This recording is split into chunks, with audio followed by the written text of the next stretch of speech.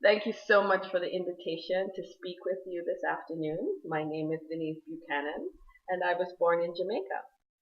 So when you think of Jamaica, what usually comes to mind, you find white sand beaches, reggae music, margaritas, lots of fun and happiness. My life growing up in Jamaica was far from happy. In my family, my father was the stern principal of a country school, and my mother was a self-sacrificing nurse. I had an older sister, and as we grew up, she attended seminary and became friends with Father Paul.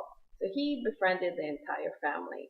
And by the time I was 16, going on 17, I was raped by him. The rape resulted in a pregnancy, which was aborted on orders from the hierarchy in the Catholic Church. The guilt and shame I felt after this incident was so immense that I never told anyone about what happened to me. Father Paul said everything was going to be okay, and I was his girl, and I believed him. You see, my father had a terrible temper and would beat me and frequently shout at us, calling us all worthless women. He would be shouting at the television set or the radio. So when I was going through my problems with Father Paul, my family was not the safest place for me. And so Father Paul became my confidant, and for the next 5 years after the rape, we had a relationship. Throughout this time, I was conflicted. I had no one I could talk to, and I experienced unbelievable inner turmoil. I got pregnant a second time with Father Paul. I asked him at that time if he wanted the child. He said he did, but he wanted the priesthood even more. I was devastated. He chose the priesthood over me. I didn't want to raise a child by myself, and the thoughts of being a worthless woman that my dad used to say, those words still rang in my ear. I didn't have anyone to talk to, so I chose to have an abortion. So for me, this was unforgivable. I decided that this was the termination not only of the pregnancy, but of the relationship with Father Paul. I buried my feelings and focused on a career in radio and television broadcasting, and then in landscape architecture. I eventually moved to Los Angeles, and as news broke of the sex abuse cases in the Roman Catholic Archdiocese of Los Angeles and the over $600 million payout to silence victims, a rage unleashed from inside me that I had never experienced before. I started writing about my disgust for the Roman Catholic Church and the fact that the priests involved got off scotch-free, and on I ranted about what was going on in the Catholic Church. As I wrote and ranted, the Egyptian revolution was also taking place. And as I read that the revolution was started by a woman who was tired of the oppression by the presidential Mubarak regime, I wept. She was speaking up because she wanted to see a different world for her family. When millions of protesters from a variety of socioeconomic and religious backgrounds joined her in her desire for a better Egypt, something broke inside me. As I read of her courage, I realized I too must face the one who I felt had oppressed me all my life, and I went back to Jamaica to find Father Paul. I did find Father Paul, and the encounter was terrifying but liberating. It was not so much that he denied what happened 30 years earlier, but in confronting him, I was finally free from the emotional hold he had on me, and I realized I was the one who was holding myself as judge, jury, and prosecutor over my life. I was the one who was cultivating weeds of guilt and shame and hate and despair in my inner garden. After much reflection and inner work, I thought, what if I plucked out these weeds and planted new seeds, seeds of joy and love and kindness? What would my life be like then?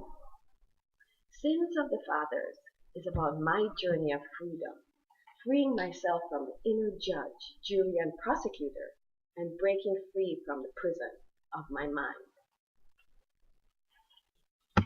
When we allow our minds to dwell on the qualities of joy, goodness, and love, and we imbibe the wonders of the natural world which are so beautifully expressed all around us, awakening stirs and healing happens. for we are then immersed in the restorative vibration of love. The more we dwell in the place of the Most High, our thoughts about our outer experiences begin to shift and our lives begin to change. This great opportunity is presented to each of us. What if this fundamental kernel was what was taught to our children in schools and churches? Through nurturing these innate creative abilities, we would then begin to experience a new generation of thinkers who live and act from a place of service for all. This is a new paradigm which is seeking to arise through all the global catastrophes which keep repeating themselves decade after decade. This is a call for each of us to emerge as our true selves and do our part in creating a new paradigm of living. What if you considered cultivating an inner garden, a place within from where love, peace, and joy flow, no matter what is going on in your circumstances? How would you do that? Consider the word garden. G. Give thanks for what life has given you, even if it looks like a problem. A. Be aware of what you focus on in life, for by your thoughts, you create your life. R. Be responsible for what you create in the world. The blame game and shame has no place in your life. D. Direction. Chart a direction for your life that brings you joy and peace. What would you like to see happen in your life in the next week, month, 5 or 10 years? E. Enjoy the process of life unfolding, knowing you are a creator of your experience, and empower others along the way to live into their fullest selves. N. Never give up, no matter what you see as a seeming obstacle. These are put in our lives to test our resolve to move forward. How badly do you want to be successful? How important is it for your children to have a better life? How determined are you to allow the divine direction to have its way in your life and lead the way? What I now know for sure.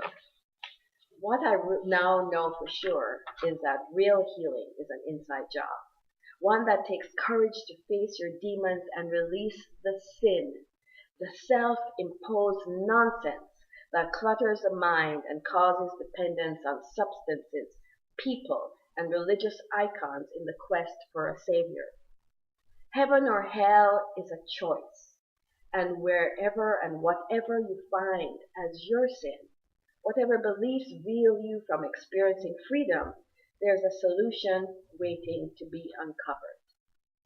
Tend to your inner garden, and your journey on this planet becomes a much more exciting place, and you live into a much more expansive reality where you're a part of creating a world that works for everyone.